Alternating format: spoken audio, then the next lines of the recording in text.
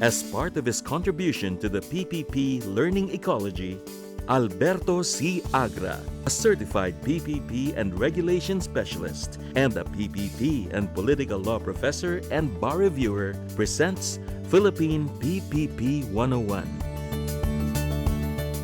Public-private partnerships, or PPPs, in the Philippines is a priority program and is a key development strategy. PPPs may be undertaken by implementing agencies at three levels of the government bureaucracy: national government agencies, government corporations and instrumentalities, and local government units.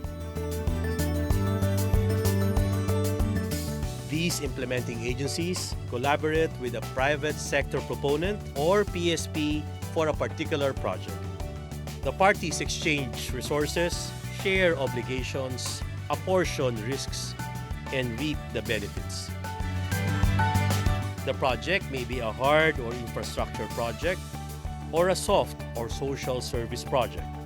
Examples of hard projects are reclamation, airports, seaports, roads, bridges, monorail, water supply, power, and even market redevelopment. Soft projects, on the other hand, are hospitals, classrooms, and agriculture development. Related projects may be synergized together under one contract. This would ensure viability and provision for more services. While an evacuation center may not be viable on its own, other components may be added. On a piece of land owned by a city, an evacuation center may be built with an intermodal transport terminal, even a gas station, and a mall. This is the bundling approach. Waste-to-energy and hydropower projects are other examples. PPP is like a marriage contract or a credit card scheme where the government gets the service today and pays for it later. A PPP can also be compared to a boat ride where the government steers or regulates while the PSP rows. More appropriate in the Philippines, which shows the Filipino tradition, is the symbolism of bayanihan, or community spirit, where four sets of stakeholders help carry a shanty from one place to another. They must, trusting each other, work together towards one direction. Government cannot carry the burden and responsibility of development by itself. Government partners with the PSP since it wants to co-promote development and to co-improve the quality of life of the people. Government believes that the PSP can introduce innovation, accelerate the delivery of services, and provide better value for money. Government can share the functions and corresponding risks with the PSP. Government can also pursue PPPs because it lacks the resources. PPPs in the Philippines can have several meanings because there is no single governing law. There are at least 8 PPP laws and regulations corresponding to 24 PPP modalities. 9 modalities are stated under Republic Act No. 6957 as amended by RA 7718, or more popularly known as the BOT Law. Under this law, the PSP assumes the financing, designing, constructing, and operating functions. The government does not participate in the operations. It merely regulates, sets policies, and in certain occasions, contributes resources. Under the BOT modality, the PSP designs, finances, builds, owns, operates the road, and at the end of the long-term period, transfer the asset to government. Under the build, transfer, operate modality, the government owns the asset after turnover immediately after construction. The PSP operates the asset, in this case, not as owner. The President may add 3 similar modalities to the list of 9. Local governments today can undertake these, where the PSP rehabilitates, finances, and operates an existing facility. Special laws, whether national or local, must be followed. For example, for power and transmission projects, the Electric Power Industry Reform Act of 2001, not the BOT law, is the applicable law. For joint ventures or JVs by government corporations and local governments, the guidelines issued by the National Economic and Development Authority or NEDA and template ordinance issued by the Department of Interior and Local Government or the DILG, respectively, would be the governing laws. In a JV, both the government and the PSP pool their resources, co-contribute, co-implement a project, and co-share in the profits, revenues, even in the losses and risks in proportion to their contributions. On the part of government, the contribution may be cash or non-cash. Non-cash participation can come in the form of allowing its property to be used, giving a tax incentive, or awarding a concession. Government may also lease its property for a fee. The PSP can also manage a business enterprise of or provide a service for government. Government may either pay the PSP or draw revenues from the PSP business. The first scenario is governed by the Government Procurement Reform Act under a management or a service contract. Government may also sell its asset. This is the reverse of procurement. A commission and audit circular must be followed. Public auction is the procedure for divestment. Government may also form a subsidiary, incorporate the same before the Securities and Exchange Commission, and attach an asset to that new corporation. Later on, it may sell the corporation together with the asset in the initial public offering or stock exchange. This is corporatization. Government may also set up a new company and allow a PSP to have a minority equity. This is government subsidiary with private equity. PSPs can also donate to government. If there is no condition or burden attached, this is a gratuitous donation. If material obligations are required to be performed by government, it becomes an onerous donation. The Civil Code is the relevant law.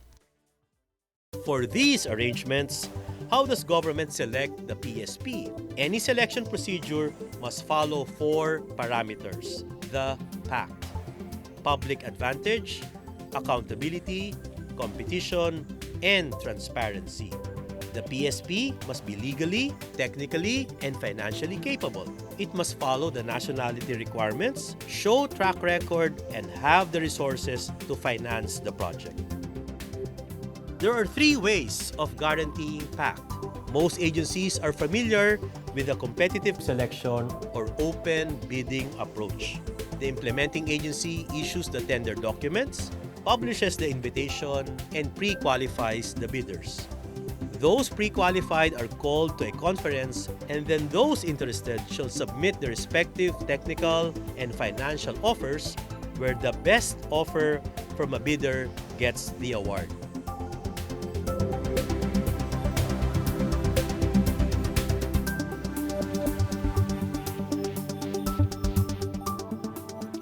Who is the best then? The winner in the bidding is determined depending on the parameters set and the applicable governing law. There are 7 financial parameters. Highest payment to government, what is in it for government? Lowest government subsidy, what is the cost to government? Lowest tariff by end user, how much will the users pay? Highest share in revenues, how much is the government's share? Highest purchase price, how much is the government willing to sell? Highest rated bid, who can provide the best service? And lowest calculated bid or price, what is the cheapest price?